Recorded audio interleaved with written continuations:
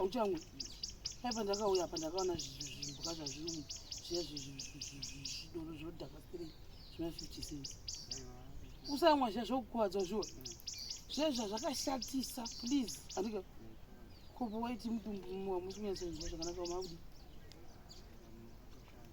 hamusi mama maita akakura achinzwa mutumbu oh saka ukamboendawo kiriniki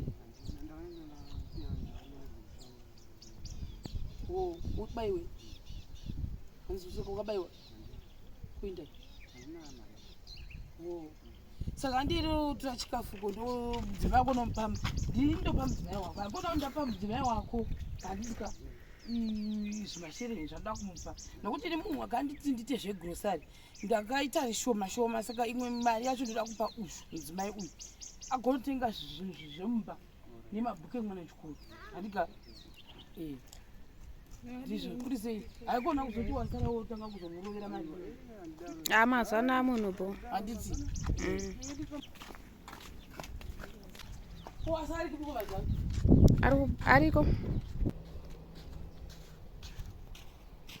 ari kuno kumazano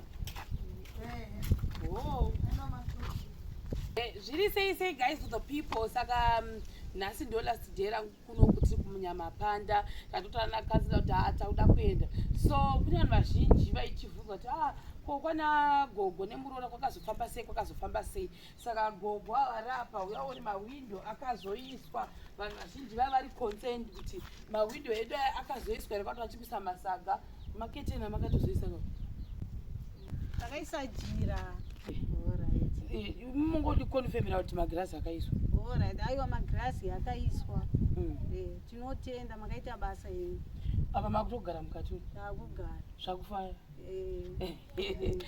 sada kuona kusaidhuku kuti akaiswa ere pamwe ndiri haana kuiswa rakoifuka tari kunyeba kuti magirazi aripo saka kuno vakazoplasta imba yavo iyi zvakanaka neapapa akaiswa magirazi avo saka like many people vanga vachiti ko imba yagogo ndo yamukuona mayafenzawo akaiswa vakugaramo then apapapo ndikini makazochinja mukova makachinja saka pada kuenda koperekedzewo kamuroora ino saka makubikira muchivata zvenyu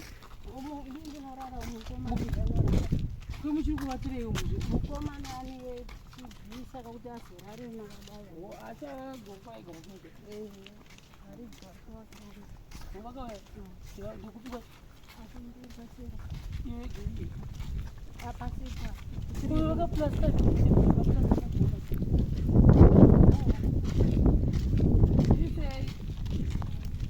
maibhiridi anga vakaipapo aripiwo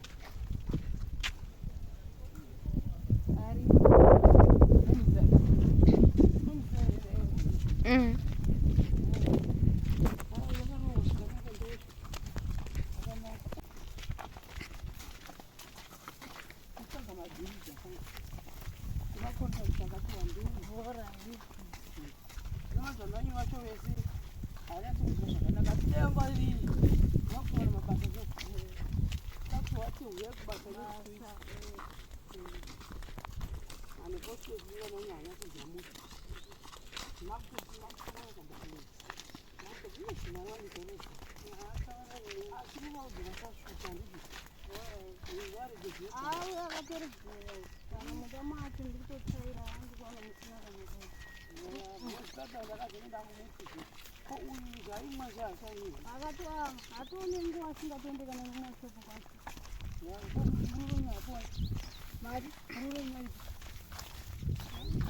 augeza zviri sei takuigira ikachikafu uchinja mukubike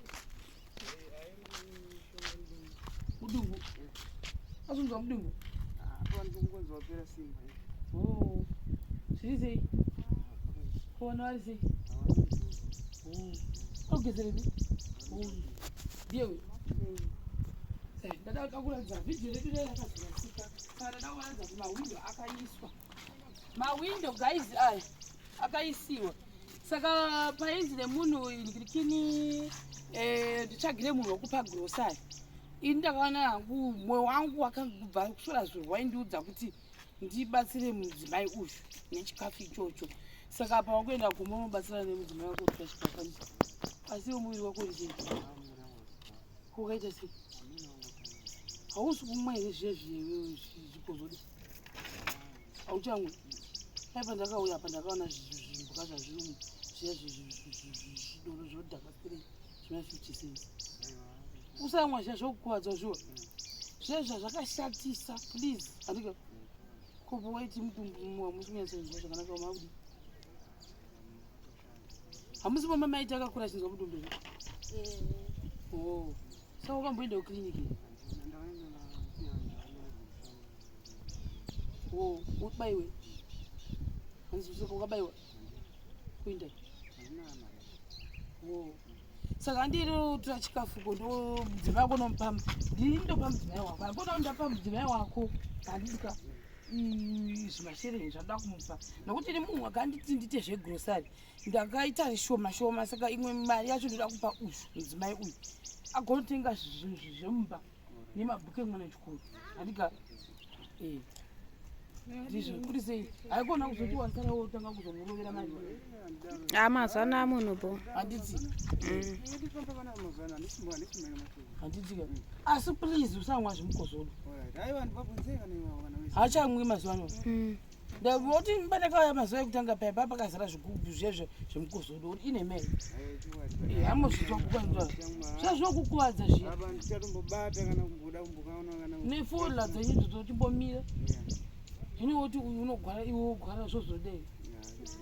Chandinoda kutorera ikere. Mahwindo akaiswa ndakati vanhu vanyatsona zvikwadi mahwindo akaisiwa. Uyu haasi kutonzwa zvakanaka wainzi handipa ndakamboya vanhu vachitanzi uyu anoratidza kuti mupei basa ashandi. Ngati kune vanhu vazhinji kune problem yekuti hanzi unonzi mudumbu vangu bhachi zvagwa here ndofunga. Hauna appendix here kana kuti something wakambonovhenekwa here? Akambonotariswa? Nokuti pamwe pane chimwe chinhu zvaunacho kachoda kuoperatewa. Kukiriniki vakati kuti handii motora chikafu chenyu. Saka ndo vanhu vandiri kupa chikafu ava ndovapa zvimashirini. Musana ndotenga mabhisiketi zveimi. Wakutovarayirwa? Maita basa mwari ndauye nemi. Kune raisi nezvishu. Notenda muri Zimbabwe. Notenda muri Zimbabwe. Mabasa mwana wangu asi kunzwa zvakanaka asi kutsvaga chikafu andone mhuri. Totinge takutomerwa kuti mwana wangu wachaita sei. Ndinotenda mupamhidzire kune vamwe nasisi shero famba netsoka dzawo ndoti Mwari muvarope fadzo. Musazoitire inini nevamwewo. Ndinotenda. Handitotora chikafu chedu. Takuinda manje haikona kutadzoka. Naisisi shelo. Ndakambonzwawo nevamwanzi munomboita zvenyasa. Handizivi nyasa. Alright. Ndinongoita zvedzimba idzi. Vamwe vanonyepa. Munhu akangondiudzawo. Handimakanzwa. Munyazoita indongoita zvekuvaka. Ndizvandakatenda ndakati zvekuvaka nzadai mambovabvunza pamwe vane ruzivo nazvo.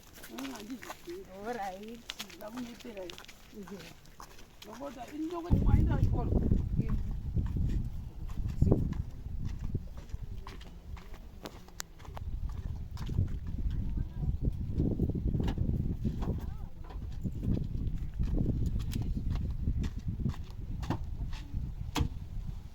Saka papa mune hufu, mune raisi, mune masamba, mune shuga.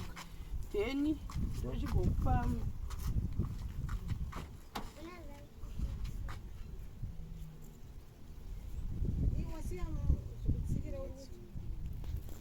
Ngozungu.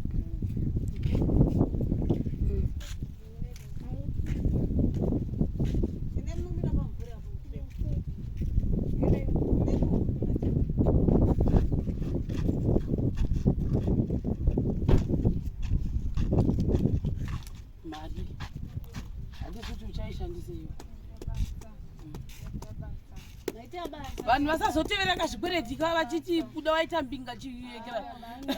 Vanhu vanozvitaka kuti wapuwa namunhu wotomanya mari anoti anzi uyai mupuwekera.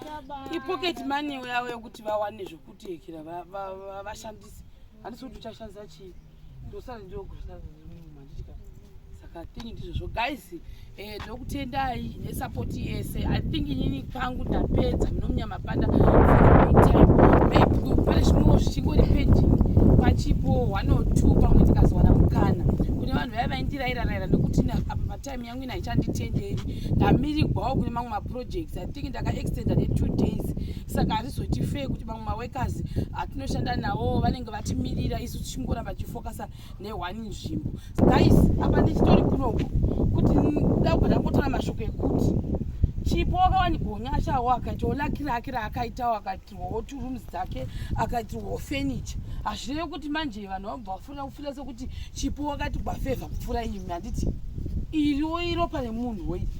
Tangoti tichitaure hakuna kuti maybe dai ngadei tisiri isusu takaunza shema kuno ngadei chipo asina kuzikamwa uye ngadei asina kuwana mibhedha zvese nemasofa iwaya. Handioni chiri chinhu chakanaka kuti zvinge zvitaura seizvozvo. Noni ndakambohwa mamwe mashoko akadero akambotaurika saka handifungi kuti zviri fair kuti munhu afile sekuti pamwe vanhu vanenge vakunditi iwewe wazowana zvakawanda kudarika vana vava vasei. Iri iropa remunhu, maropa rinosiyana.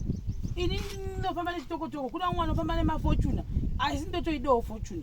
Hambozviona imi munemba ina nhaimba moziva inotoriwo jamba zvamotoriwo ndakadai. Hamuona kuti chipo notoriwo nemasofa ina nhamasofa chipo une makicheni indi ini pandira ndakicheni indi asi ndo hwakufara kuti chipo unazvo zvinhu izvozvo. Iropa rakewo rabvumanawo nevanhu handimbozviona kwete kuti ndiri kuti renyu rarambana rabvumanawo tadzoka futi wanegosari nemari futi pamusoro pacho. Saka nangoti tipare clear. Saka I think ndizvozvo. Amen. Asi vandonoona kuti ndachifunga kuti ineniwo ndatofunga kuti ndichafunda kadzokawo asi nangodzoka hanozviona manje. Saka guys, bye ndakumanya ndakuda kunotora komana vari koko kwanga achipesa kupenda ndofunga nelast video yedu yekwachipo zvakare. Bye.